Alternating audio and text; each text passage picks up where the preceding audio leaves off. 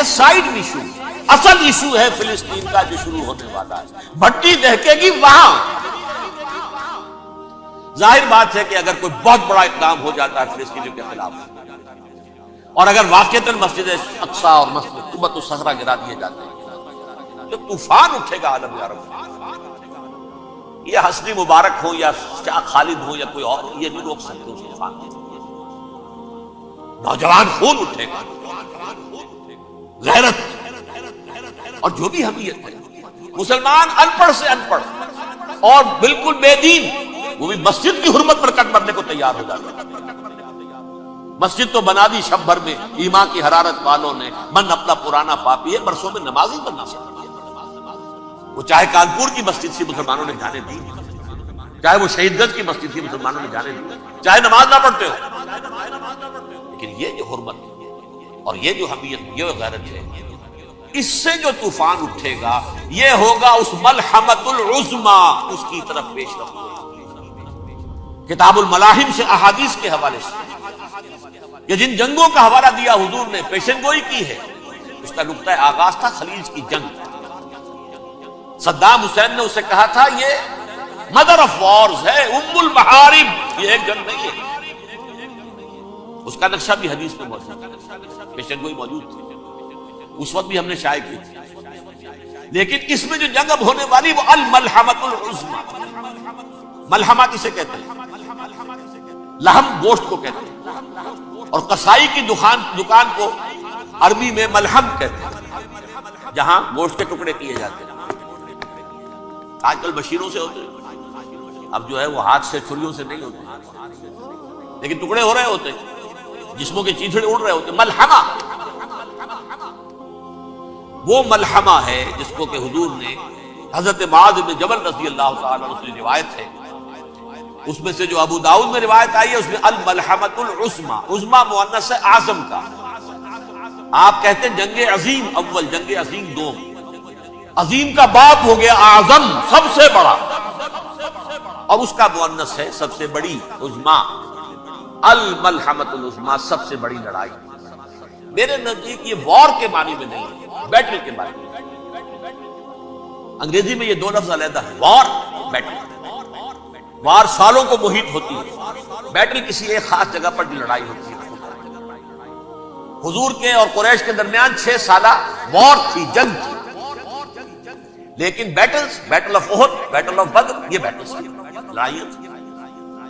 تو عظیم ترین جنگ شاید اس اعتبار سے نہ ہو جیسے کہ ورلڈ وار 1 اور ورلڈ وار 2، یعنی اس کی وسعت کا اتنا معاملہ نہیں اور طوالت کا نہیں، لیکن جو لڑائی جو ہے بیٹل ہونی ہے، جس کو کہ یہ لوگ، یا کیونکہ میں نے کہا تھا شروع میں کہ سرما ہے میری آنکھ کا خاک حجاز و حول قدس.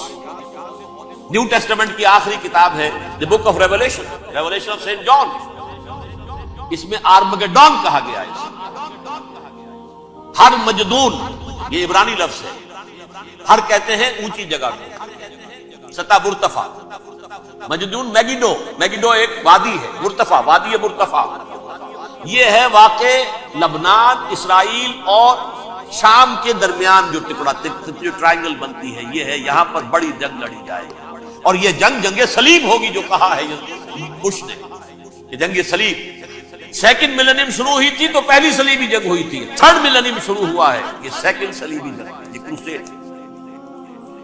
اور میں اس مرتبہ امریکہ گیا تھا تو پہلی مرتبہ مجھے وہاں ایک رسالہ ملا ٹرمپٹ نام کا. یہ امریکہ کے جو بہت ایکسٹریمسٹ قسم کے پروٹیسٹنٹس، یہ ان کا رسالہ ہے، اور ان کے بارے میں اب کہا جا رہا ہے وہ کرسچین زائنسٹ. آپ شاید پہلی مرتبہ یہ لفظ سن رہے ہیں.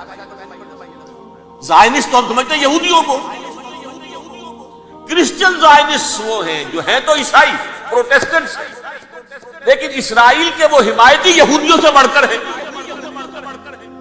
یہ میری کسی پہلی تقریر میں شاید بہت سے حضرات کو یاد آ جائے، میں نے کہا تھا 4 سال پہلے ہمارا تنظیم اسلامی کا ایک کنونشن ہوا تھا ہیوسٹن میں، امریکہ کا جنوبی علاقے کا شہر.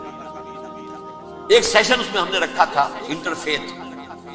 ایک عیسائی کو بلایا تھا، ایک یہودی بہت بڑا وہاں کا عالم ہے اس کو بلایا تھا. اس یہودی عالم نے ڈاکٹر وشوگراٹ، جو وہاں کی یونیورسٹی میں پروفیسر ایمیریٹس ہے، اس نے کہا تھا کہ یہ اسرائیل کی تو سپورٹ کر رہے ہیں عیسائی، ہم تو نہیں کر رہے۔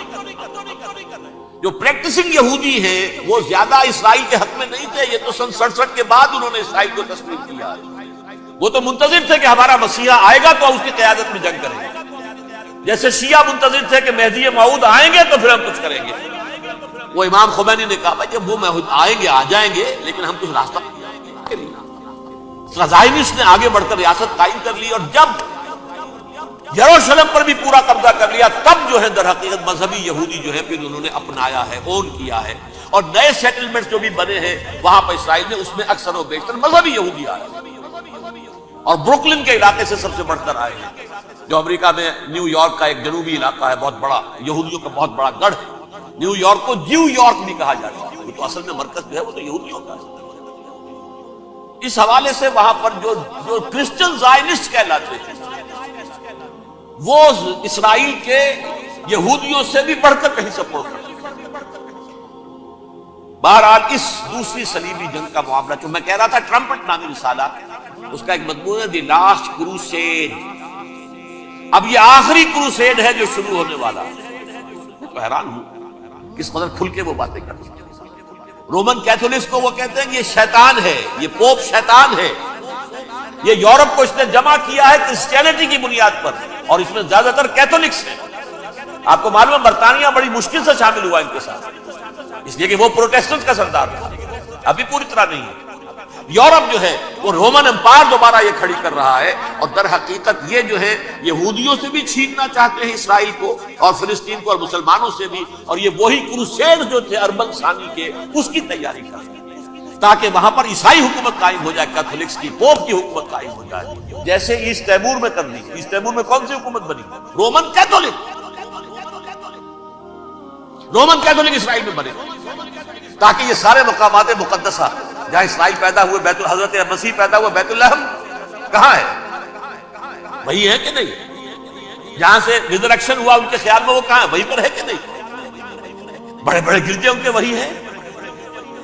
اس اعتبار سے ان کا کہنا یہ ہے یہ لاسٹ کروسیڈ کی تیاری ہو رہی ہے، یہ کیفور، اور ان کا کہنا یہ ہے یہ پوری طاقت نیٹو کی جو ہے، یہ پہلے جرمنی سے لائی گئی بوسنیا، انہوں نے خود وہاں جنگ کروائی، انہوں نے خود وہاں پر ایتھنک کلینسنگ کروائی، پھر خود مصالحت کے لیے آ گئے، پھر کوسوو میں انہوں نے خود آگ بھڑکائی۔ یہ میں نہیں کہہ رہا، یہ وہ ٹرمپٹ رسالہ امریکہ سے چھپنے والا پروٹیسٹنٹس کا رسالہ ہے جو یہ کہہ رہا ہے۔ پھر انہوں نے کوسوو کے اندر کروایا، اور پھر وہ وہاں پر پیس فورس کی حیثیت سے آ گئے۔ اب وہ میسیڈونیا میں کروا رہے ہیں اور وہاں داخل ہو گئے ہیں۔ اگلا قدم ان کا سائپرس ہوگا، سائپرس میں ترکوں کو اور وہ گریکس کو لڑائیں گے اور وہاں آ جائیں گے، وہاں سے ایک چھلانگ لگائیں گے اور یہ فلسطین میں پہنچیں گے، اور یہ وہاں پر ایک رومن امپائر، اپنی پرانی رومن امپائر کی طرح کی رومن کیتھولک ریاست قائم کر رہے ہیں۔ تو وہاں امریکہ کے عیسائیوں میں بھی کوئی ایک طبقہ نہیں ہے، کیتھولکس بھی ہے، کیتھولکس زیادہ نہیں ہے ہمدرد، لیکن اب تابع ہو چکے ہیں۔ اسحاق ریبین نے جب یہ پیس ٹاک شروع ہوئی تھی، آپ کو یاد ہوگا شاید کہ جب وہ آیا تھا واشنگٹن سے واپس فلسطین اسرائیل، تو پہلے روم میں رکا for an audience with the pope, اور پوپ کو اس نے ایک مرتبان سا پیش کیا تھا حضرت سلیمان علیہ السلام کے زمانے کا مرتبان، اور کہا تھا دیکھیے 3000 برس تک ہم نے اس کی حفاظت کی ہے، اب یہ میں آپ کے حوالے کرتا ہوں۔ اس کے بعد سے پوپ جو ہے بالکل رام ہو گیا، اور وہ عیسائیوں کے ساتھ اور یہودیوں کے ساتھ ان کا پورا پارٹ۔ اب پورا عیسائی ورلڈ جو ہے بعثت مجموعی یہودیوں کے شکنجے میں، البتہ ان کے اندر بھی جھگڑے ہیں، جو وہاں پر وائٹ کرسچن ملیشیاز ہیں وہ ایکسٹریمسٹ ہیں کیتھولکس، ان کے نزدیک دشمن نمبر 1 یہودی، دشمن نمبر 2 مسلمان، دشمن نمبر 3 جو یورپ میں کالے ہیں، ایفرو امریکن، چاہے وہ عیسائی ہو گئے ہوں، کوئی بھی ہو، یہ 3 دشمن ہیں جن سے انہوں نے کلینز کرنا ہے، صاف کرنا ہے ان کے خیال کے مطابق امریکہ کی سوسائٹی، اولا یہود، پھر مسلمان، اور پھر یہ جو کالے ہیں۔ لیکن دوسری طرف پروٹیسٹنٹس کے اندر ایکسٹریمسٹ وہ ہیں جنہیں کہا جا رہا ہے یہ کرسچین زائنسٹ ہیں، یہ اسرائیل کے اسرائیل سے بڑھ کر سپورٹ کرتے ہیں۔ بہرحال یہ اب جنگ ہوگی، اس کا نتیجہ کیا نکلے گا یہ تو اللہ ہی جانتا ہے۔ اب میں آخری بات کی طرف آ رہا ہوں۔ آخری نتیجہ تو جو بھی کچھ اپس اینڈ ڈاؤنز آئیں گے، تلک الایام نداولها بین الناس. آخری نتیجہ ڈراپ سین وہ یہ ہوگا کہ اللہ کے دین کا بول بالا ہوگا اور پوری دنیا پر محمد کے لائے ہوئے دین صلی اللہ علیہ وسلم کی حکومت قائم ہوگی. وہ گویا قیامت کی تمہید ہوگی، اس کے بعد بس قیامت ہوگی، کیونکہ مقصد کائنات، تخلیق کائنات پورا ہو جائے گا. پوری مخلوقات کے اندر مقصد تخلیق، کلائمیکس آف کریشن محمد الرسول اللہ صلی اللہ علیہ وسلم، دین کی تکمیل محمد الرسول اللہ.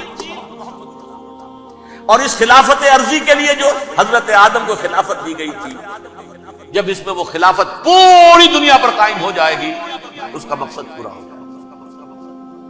And that will be the beginning of the end. اس کے بعد قیامت. آخری نتیجہ تو یہ نکلنا ہے. اس سے پہلے سزائیں ہمیں بھی مل رہی ہیں، اور یہاں میں کانٹے کی بات جو چھوڑ گیا تھا اس کو بیان کروں. اللہ نے اس مغضوب علیہ قوم کو، اس ملعون قوم کو کیوں اب تک چھوٹ لیا؟ میں بتا چکا ہوں یہ بڑے عذاب کے مستحق ہو چکے تھے حضرت عیسیٰ علیہ السلام کے زمانے میں. چھوٹتی ہے ابھی تک ہے، بلکہ ایک مرتبہ ابھارا ہے. 1900 برس کے بعد ابھرے ہیں یہ. بالفور ڈیکلریشن 1917، سن 70 عیسوی کے بعد، تقریباً 1900 برس، 1850 برس تو ہے کم سے کم. پھر creation of Israel 1948، 1967 extension of Israel, یروشلم پر قبضہ. یہ سارا جو ہے کیوں ہے؟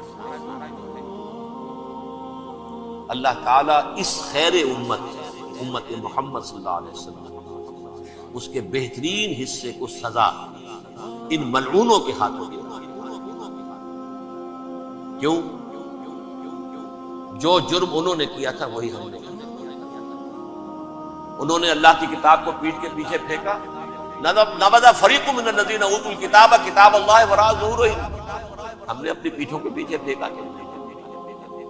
کولونیل رول سے آزاد ہوئے، کہیں اسلامی قانون نافذ کیا، کہیں اسلامی نظام قائم کیا. تو جو جرم ان کا تھا وہی ہمارا، اور ہم خیر امت ہیں.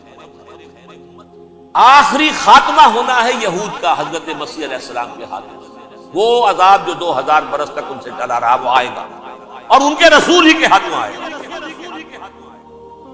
لیکن اس سے پہلے مسلمانوں پر بھی عذاب آ رہا، ہولوکاسٹ کے درجے کا عذاب آ رہا. البتہ ہم پاکستانی اس میں یوں سمجھ لیجئے کہ وہ تو خبریں موجود ہیں احادیث میں، وہاں تو جو ہونا ہے ہونا ہے. اتنے انسان مریں گے، اتنے انسان مریں گے کہ ایک پرندہ جو ہے اڑتا چلا جائے گا، وہ نہیں چاہے گا کہ نیچے اترے تو کسی لاش پر اترے. اسے جگہ نہیں ملے گی زمین خالی کر کے اتر سکے. تھک ہار کر گرے گا، مرے گا تو بھی لاش کے اوپر گرے گا. یہ الفاظ الملحمۃ العظمیٰ، الملحمۃ العظمیٰ. یہ لاسٹ کروسیڈ ٹرمپٹ اخبار میں، میں اس کا فوٹو اسٹیٹ بھی کبھی آپ کو دکھا دوں، ویسے میرے ساتھ ہے وہ رسالہ ٹرمپٹ. دی لاسٹ کروسیڈ اس کی تیاری ہے. وہ الملحمۃ العظمیٰ اور ملحمۃ الکبریٰ جو ہے وہ آنے والا ہے. ابن ماجہ میں کبریٰ کہا ہے، اکبر کا مؤنث کبریٰ. ملحمہ کبریٰ سب سے بڑی جنگ، اور ملحمہ عظمیٰ سب سے عظیم. یہ ہوگی اور بہت جلد.